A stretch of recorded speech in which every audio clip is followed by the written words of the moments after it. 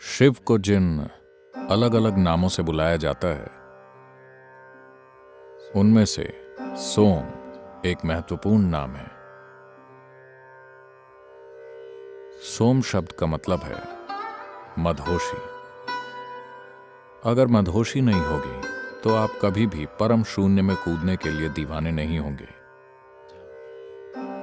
जो कि मुक्ति का एकमात्र रास्ता है। इसलिए सोम या सोम सुंदर शिव के सबसे प्रमुख नामों में से एक हैं। हमेशा मदहोश मगर पूरी तरह सजग। तो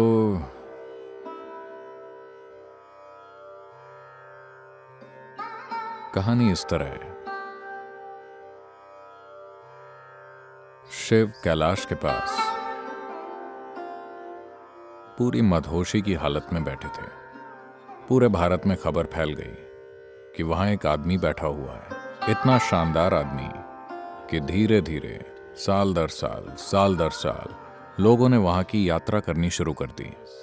एक लड़की थी जो हिमालय राज्य की राजकुमारी थी। उसका नाम था पार्वती। जब उसने ये सुना, वो बोली, मैं जाकर उन्हें देखना चाहती हूं। उसने जैसे ही उन्हें देखा,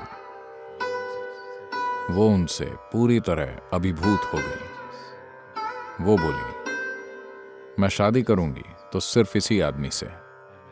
फिर किसी और ने साजिश रची और वो विवाह के लिए तैयार हो गए। एक भव्य शादी आयोजित की गई। सारे महत्वपूर्ण लोग वहां मौजूद थे। दुल्हन सजी संवरी बैठी थी। हर कोई दूल्हे का इंतजार कर रहा था।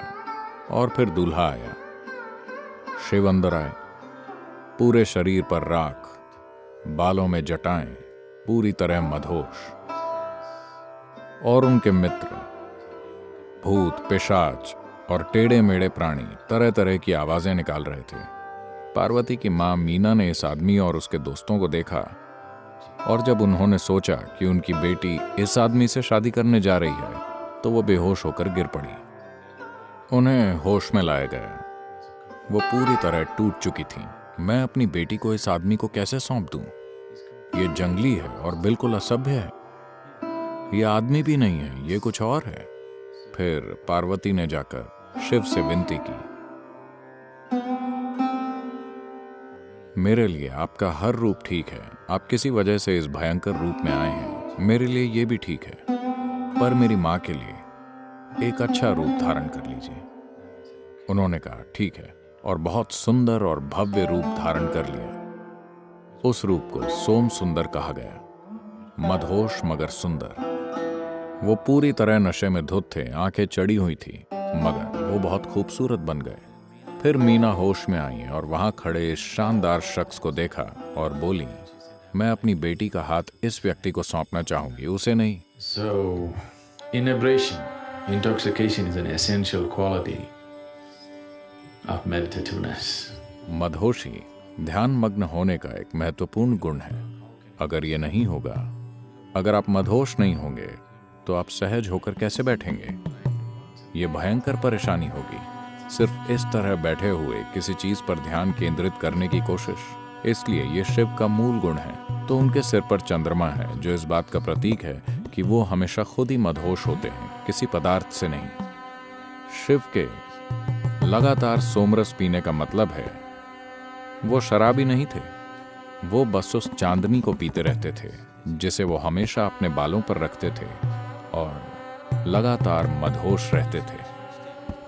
यह आनंदित स्थिति अपने आप में एक लक्ष्य नहीं है। ये आनंदित स्थितियां कष्ट का डर मिटा देती हैं। जब कष्ट का डर नहीं होता, जब मेरा क्या होगा ये विचार आपके अंदर से पूरी तरह खत्म होता है, सिर्फ तभी आप जीवन की खोज करने का साहस करेंगे, वरना आप सिर्फ उसे बचाना चाहेंगे। चाहे करियर हो या कारोबार, सब सुरक्षा के लिए। शादी सुरक्षा के लिए। सब कुछ सुरक्षा से जुड़ा है। जब तक कष्ट का डर लगातार अपनी भूमिका निभा रहा है, आप जीवन के गहरे आयामों में जाने का साहस नहीं करेंगे। सिर्फ जब आप इस तरह मदहोश मगर पूरी तरह सजग होते हैं, तभी कष्ट का डर नहीं होता। आप कहीं भी जाने के लिए तैयार होते हैं।